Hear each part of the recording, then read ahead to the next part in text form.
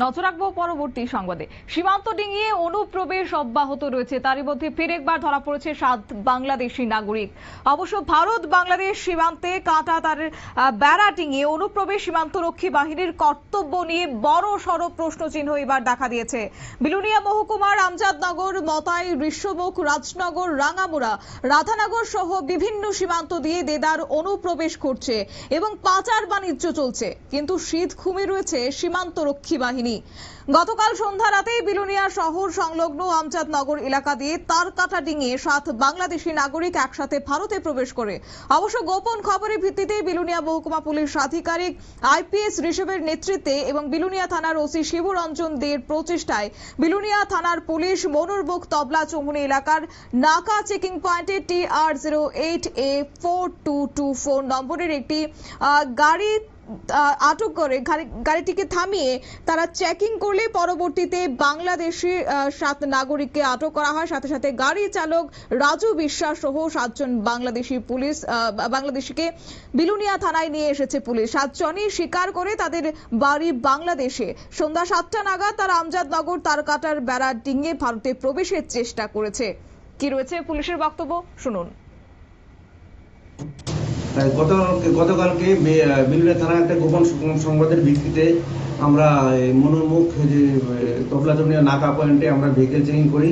তো vehicle checking এর সময় একটা গাড়ি যার number TR08A4224 E2 white colour, এটাকে আমরা ডিটেন করি, পরে তল্লাশি করে তার বাদে আমরা 7 জন লোককে দেখতে পাই যারা সাসপিসিয়াস টু বাংলাদেশ।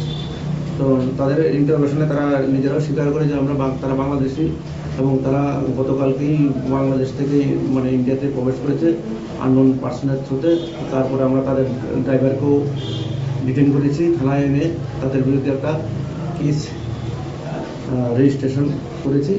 তো টোটাল 8 জন এখানে আছে, আর বাকি নামও কিছু এসছে, আমরা ইনভিটের সাথে এগুলো করছি না। তো আমরা দেখছি তাদের পেছনে কারা কারা যুক্ত আছে, যারা হিউম্যান ট্রাফিকিং করে, সেগুলো আমরা আটক করে কোর্টে পাঠাবো। তাদের কাছ থেকে টোটাল আমরা ইন্ডিয়ান কারেন্সি 1,64,780 টাকা রিকভারি করি এবং বাংলাদেশি কারেন্সি 1,01,935 টাকা উদ্ধার করি। 60টা মোবাইল, 60টা অ্যান্ড্রয়েড মোবাইল, একটা কিপ্যাড মোবাইল আর একটা গাড়ি আমরা সিজ করি। কেস নাম্বারটা স্যার? কেস নাম্বার হচ্ছে কেস নাম্বার হচ্ছে আপনার 27। আমরা কেস ধারা নিয়েছি 612/143 এবং 3 IPP Act। তাদের কাছে আমরা আজকে কোর্টে ফরওয়ার্ড করছি এবং তাদেরকে আমরা রিমান্ড নিয়ে আমরা জিজ্ঞাসাবাদ করে তাদের পেছনে কারা আছে সেই রেকর্ডটা আমরা বার করার চেষ্টা করছি। কতদিনের রিমান্ড? আমরা দেখছি আমরা 5 দিনের মতো রিমান্ড চাইবো। অবশ্য এই বিষয়ে বিলুনিয়া থানার ওসি শিবরঞ্জন দে তিনি জানিয়েছেন যে তাদের কাছ থেকে 7টি অ্যান্ড্রয়েড মোবাইল, একটি কিপ্যাড মোবাইল, ভারতীয় 1,64,780 টাকা এবং বাংলাদেশে 1,935 টাকা উদ্ধার 1,935 টাকা উদ্ধার করা হয়েছে। এবং তিনি এও জানিয়েছেন কেন বাংলাদেশ থেকে অবৈধভাবে তারা ভারতে এসেছে এবং কাদের সহযোগিতা ছিল তার পেছনে। যদিও এই নিয়ে সব থেকে বড় প্রশ্ন হয়ে দাঁড়াচ্ছে সীমান্ত সুরক্ষা, যেখানে দেশের স্বরাষ্ট্র মন্ত্রী অমিত শাহ থেকে শুরু করে রাজ্যের মুখ্যমন্ত্রী প্রায় সময় বলে থাকেন যে সীমান্ত সুরক্ষাকে বাড়ানোর জন্য যেভাবে বাংলাদেশ একটা অশান্তি সৃষ্টি হয়েছে, সেই জায়গায় পুলিশ সদা সক্রিয় থাকলেও বিএসএফ আদতে কি করছে, তাদের চোখে ফাঁকি দিয়ে কিভাবেই বা সীমান্ত ডিঙিয়ে এসেছে এই 7 বাংলাদেশি নাগরিক। সত্যি কি তবে শীতঘুমে আচ্ছন্ন রয়েছে সীমান্ত রক্ষী বাহিনী?